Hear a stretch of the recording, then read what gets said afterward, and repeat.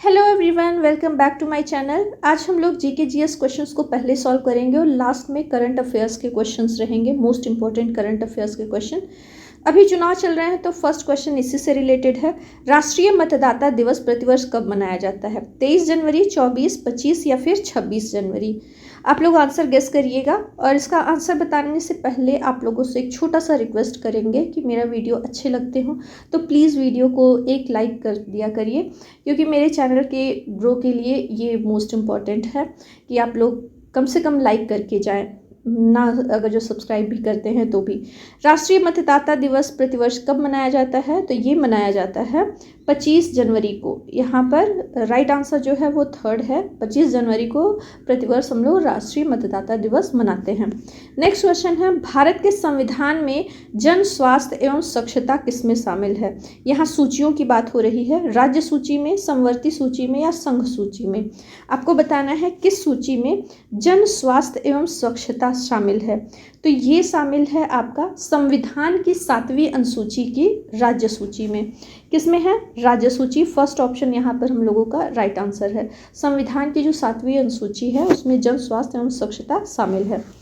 Uzbekistan का कौन सा यात्री 11वीं शताब्दी में भारत आया था? यहाँ पर 4 नाम दिए गए हैं। तो उज्बेकिस्तान से कौन है? तो इब्न बतूता, तो आपको पता होगा कहाँ के हैं। कमेंट्स बॉक्स में मुझे इसका आंसर दीजिएगा।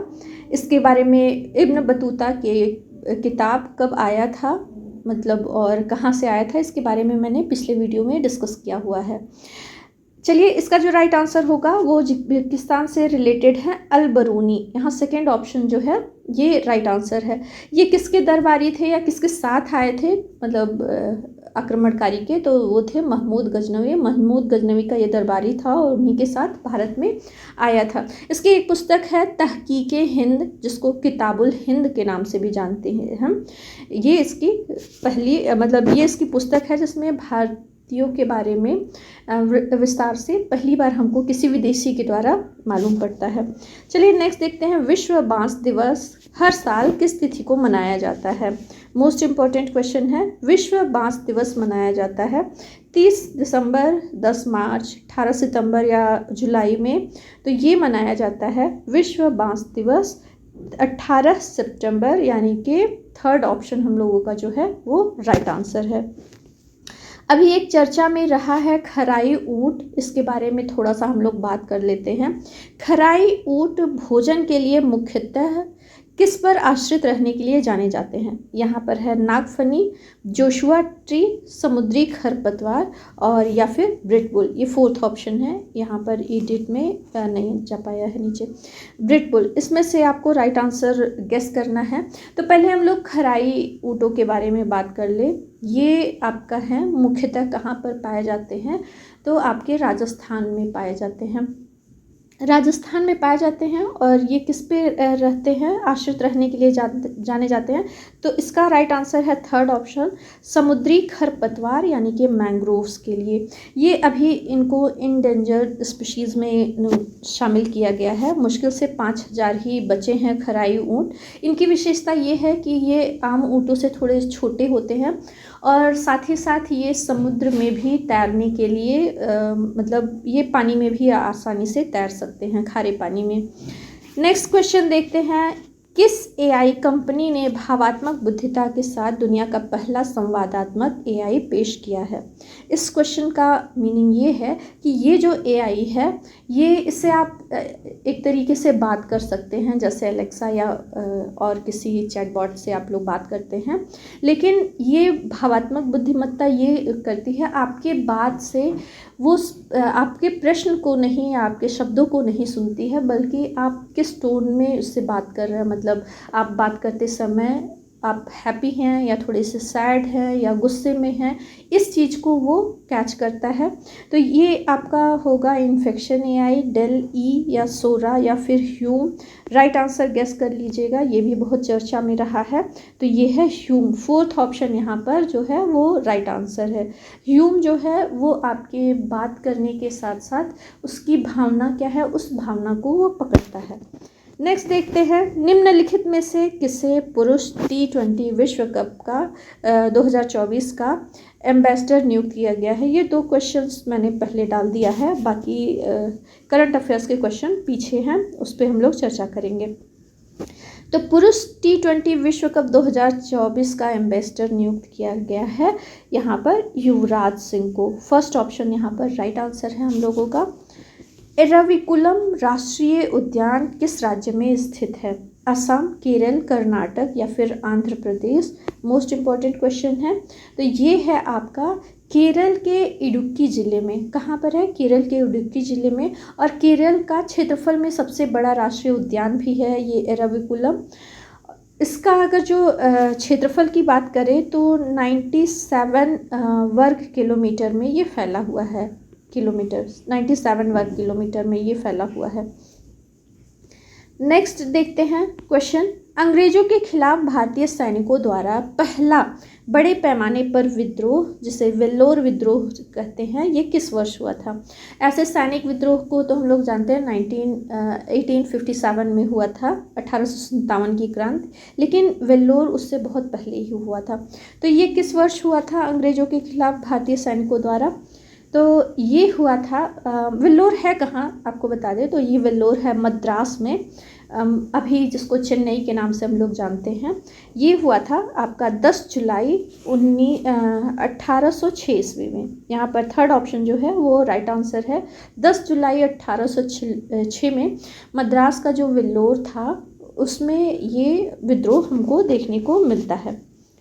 इसका रीज़न भी था, मतलब हर सैनिक विद्रोह का अलग अलग रीज़न है, लेकिन इसका मुख्य रीज़न था जो ड्रेस कोड लागू हुआ था, उससे सैनिक बहुत ज़्यादा असंतुष्ट थे। यहाँ पर वो चर्बी वाले कारतूस या इस टाइप की बात नहीं थी, वो लोग ड्रेस कोड के विपरीत जा करके ये विद्रोह किए थे। भारत को ब्रिटिश नियंत्रण से मुक्त करने के लिए भारतीय राष्ट्रीय सेना INA का गठन किसने किया था? INA का, भारतीय राष्ट्रीय सेना का गठन किसने किया था? रास बिहारी बोस, भगत सिंह, मोहन सिंह या सुभाष चंद्र बोस? राइट आंसर इसमें से आप लोग गेस कर लिए होंगे, क्योंकि ये मोस्ट इंपॉर्टेंट और रिपीटेड क्वेश्चन है। तो NIA भारतीय राष्ट्रीय सेना का गठन किया था रास बिहारी बोस जी ने। फर्स्ट ऑप्शन यहाँ पर हम लोगों का वो राइट आंसर है। नेक्स्ट क्वेश्चन देखते हैं, नागार्जुन सागर बांध किस नदी पर बना है? कृष्णा, गोदावरी, गंगा या फिर कावेरी? तो नागार्जुन सागर बांध बना हुआ है आपका आंध्र प्रदेश में। आंध्र प्रदेश में कौन सी नदी पर? तो ये कृष्णा नदी पर। फर्स्ट ऑप्शन यहाँ पर हम लोगों का राइट आंसर है। वीडियो में आगे बढ़ने से पहले आप लोगों से बताएंगे कि अगर जो आपको मेरे वीडियो की स्पीड थोड़ी ज़्यादा लगे तो सेटिंग में जो 3 डॉट्स होते हैं उस पर आप लोग जा करके प्लेबैक स्पीड जो है उसको स्लो कर सकते हैं। नेक्स्ट क्वेश्चन है, भारत में मानसून की उत्पत्ति निम्नलिखित पवनों में से किसके द्वारा होती है? तो ये भारत का मानसून जो आपका जून जुलाई से स्टार्ट होता है उसकी बात हो रही है। दक्षिण पश्चिम पवन द्वारा, उत्तर पश्चिम पवन द्वारा, उत्तर पूर्व पवन द्वारा या दक्षिण पूर्व पवन के द्वारा? ये भी आपका रिपीटेड क्वेश्चन है। तो इसका जो राइट आंसर होगा वो होगा दक्षिण पश्चिम मानसून के द्वारा। दक्षिण पश्चिमी जो मानसूनी पवन होती है जो हिंद महासागर और अरब सागर की ओर से उठती है, इसी से हमको वर्षा देखने को मिलता है। नेक्स्ट देखते हैं, जलियांवाला बाग हत्याकांड के विरोध में किसने ब्रिटिश सरकार की नाइटहुड की उपाधि को लौटा दिया था? तो जलियांवाला बाग हत्याकांड का विरोध में जो नाइटहुड की उपाधि लौटाया था शंकरन नायर थे, रविंद्रनाथ टैगोर, रामेश्वर सिंह या मोहम्मद अली जिन्ना? राइट आंसर इसका है रविंद्रनाथ टैगोर जी ने। नेक्स्ट देखते हैं क्वेश्चन, किस संविधान संशोधन के द्वारा दिल्ली को राष्ट्रीय राजधानी क्षेत्र बनाया गया? 69वां है, 73 है, 70 या 75? राइट आंसर आप लोग गेस करिएगा। तो जो दिल्ली को राष्ट्रीय राजधानी क्षेत्र बनाया गया है, ये बनाया गया है 69वें संवैधानिक संशोधन के द्वारा। फर्स्ट ऑप्शन जो यहाँ पर है वो राइट आंसर है। कब ये संशोधन हुआ था? तो 1991 में ये संशोधन हुआ था। द विनर्स माइंडसेट पुस्तक किसने लिखा है? अब यहाँ से हम लोग का करंट अफेयर्स क्वेश्चन स्टार्ट हो जाता है, पुस्तकों से रिलेटेड क्वेश्चन आता है। तो ये द विनर्स माइंडसेट पुस्तक लिखा है सचिन तेंदुलकर, सौरभ गांगुली, शेन वॉटसन या फिर ब्रायन लारा ने। तो ये ऑस्ट्रेलिया के प्लेयर हैं शेन वॉटसन। यहाँ पर थर्ड ऑप्शन जो है वो राइट आंसर है। इन्होंने द विनर्स माइंडसेट बुक को लिखा है। अंतर्राष्ट्रीय श्रमिक दिवस कब मनाया जाता है? 1 मई को, 2 मई को, 3 या 4 मई को? तो अंतर्राष्ट्रीय श्रमिक दिवस मनाया जाता है यहाँ पर 1 मई को। ये फर्स्ट ऑप्शन जो है वो राइट आंसर है। श्रमिक दिवस 1 मई। नेक्स्ट क्वेश्चन है, भारतीय उष्णकटिबंधीय मौसम विज्ञान संस्थान, जिसको IITM कहते हैं, कि एक अध्ययन के अनुसार 1950 से 2020 के बीच हिंद महासागर कितना गर्म हो गया है? ये मोस्ट इम्पॉर्टेंट क्वेश्चन है आपका पर्यावरण इकोलॉजी के क्वेश्चन के हिसाब से, क्योंकि इसमें देखा गया है ना कि जितने भी हमारे कोरल्स हैं उनमें ब्लीचिंग की समस्या आम हो गई है। किस वजह से? सिर्फ और सिर्फ तापमान के बढ़ने की वजह से। तो मौसम विज्ञान संस्थान ये है कहाँ पे? तो उष्णकटिबंधीय मौसम विज्ञान संस्थान पुणे महाराष्ट्र में स्थित है। यहाँ पर समुद्री हीट वेव में 10 गुना वृद्धि का संकेत दिया गया है। इसके बारे में थोड़ा सा हम लोग डिटेल देख लेते हैं। सतह के तापमान वृद्धि के मामले में हिंद महासागर जो है वो सबसे तेज़ी से गर्म होने वाला महासागर है, और इसी हिंद महासागर का ही अध्ययन इस उष्णकटिबंधीय मौसम विज्ञान संस्थान के द्वारा, जो कि पुणे महाराष्ट्र में स्थित है, किया जाता है। समुद्र के गर्म होने से अधिक नमी और गर्मी के कारण चक्रवातों की तीव्रता बढ़ी है। चक्रवातों में वर्षा भी बहुत ज़्यादा देखी गई है कि वर्षा भी बहुत ज़्यादा हो रही है।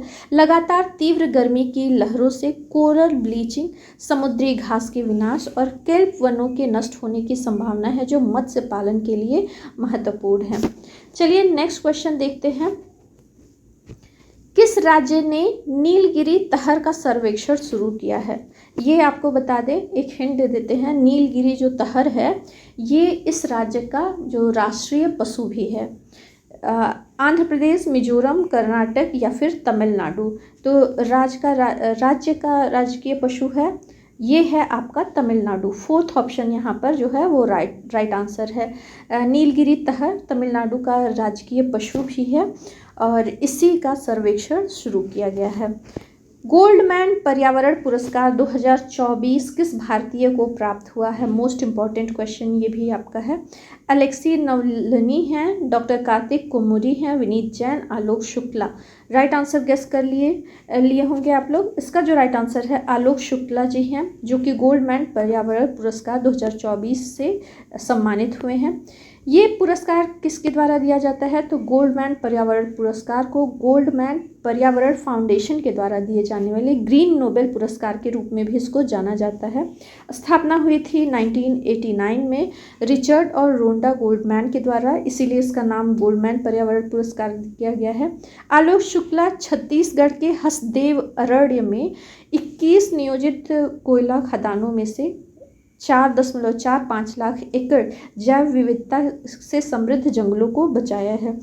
ये इतना बड़ा जंगल है जिसे छत्तीसगढ़ के फेफड़े के रूप में भी जाना जाता है, जिससे समृद्ध जैव विविधता है। और यहाँ पर मतलब 25 लुप्त प्राय प्रजाति हैं, 92 पक्षियों की प्रजाति पाई जाती है और 167 दुर्लभ प्रजाति और औषधीय पौधों की प्रजातियों का ये घर है।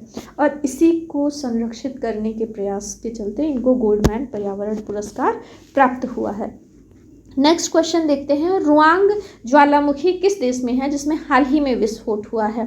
मोस्ट इम्पॉर्टेंट क्वेश्चन है। रुआंग ज्वालामुखी है आपका इंडोनेशिया में। अभी 6-7 दिन पहले ही इसमें बहुत ज़्यादा विस्फोट हुआ है और इस विस्फोट के चलते सुनामी आने का भी खतरा इन्होंने बताया है। नेक्स्ट देखते हैं। उत्तर प्रदेश के अमेठी में फुर्सतगंज रेलवे स्टेशन का नया नाम क्या हो गया है? जॉयस सिटी, गुरु गोरखनाथ धाम, तपेश्वर धाम या स्वामी परमहंस? राइट आंसर आप लोग गेस करिएगा। तो अमेठी का जो फुर्सतगंज रेलवे स्टेशन है इसका नया नाम हो गया है तपेश्वर नाथ धाम जंक्शन या रेलवे स्टेशन। नेक्स्ट देखते हैं। 1 मई 2024 को किन 2 राज्यों का स्थापना दिवस मनाया जाता है? 1 मई 2024 को मध्य प्रदेश, उत्तर प्रदेश, छत्तीसगढ़, राजस्थान, गुजरात, महाराष्ट्र, असम और मेघालय। उत्तर प्रदेश तो इसमें से नहीं होगा।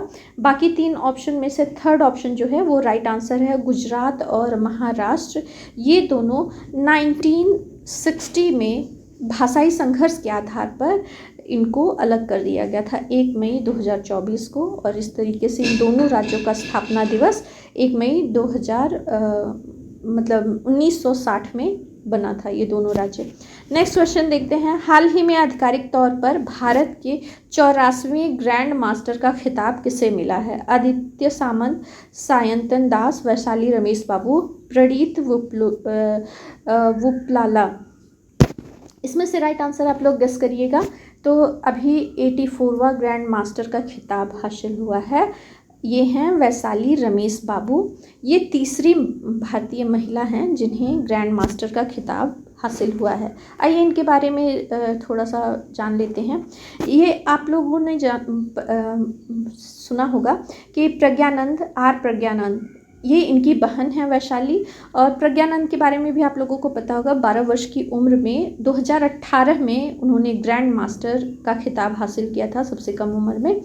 तो ये इन्हीं की बहन है। बार्सिलोना स्पेन में ये 2023 में प्रतिष्ठित येलो रेटिंग को पार करने के बाद चेन्नई की वैशाली रमेश बाबू भारत की 84वीं ग्रैंड मास्टर बन गई हैं।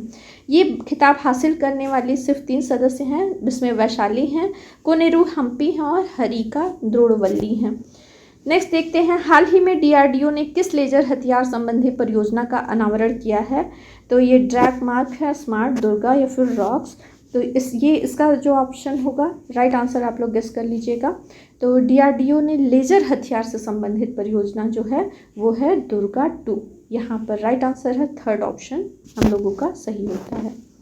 हाल ही में IPL के इतिहास में सर्वाधिक 150 मैचों में जीत हासिल करने का रिकॉर्ड बनाने वाले पहले खिलाड़ी कौन हैं?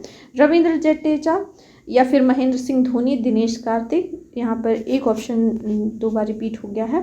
इसका जो राइट आंसर है ये है हम लोगों के जो सबसे चहेते महेंद्र सिंह धोनी।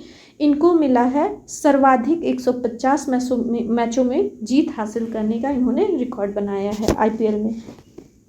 हाल ही में पहली महिला राष्ट्रीय हॉकी लीग 2024 कहाँ प्रारंभ हुई है?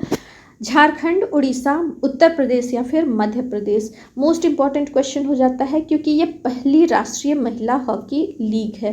तो जब पहला है तो आप लोगों को पता है पहली चीज़ें कभी मिस नहीं करनी है, वो भी करंट अफेयर्स के पॉइंट ऑफ व्यू से। इसका जो राइट आंसर है वो है आपका फर्स्ट ऑप्शन झारखंड। झारखंड में ये पहली राष्ट्रीय महिला हॉकी लीग का शुभारंभ हुआ है। आज की वीडियो में बस इतना ही। हम लोग आज 26 क्वेश्चंस को सॉल्व किए हैं। मिलते हैं नेक्स्ट वीडियो में और अच्छे टॉपिक्स के साथ। तब तक के लिए बाय बाय, और वीडियो को लाइक करना मत भूलिएगा। Okay bye.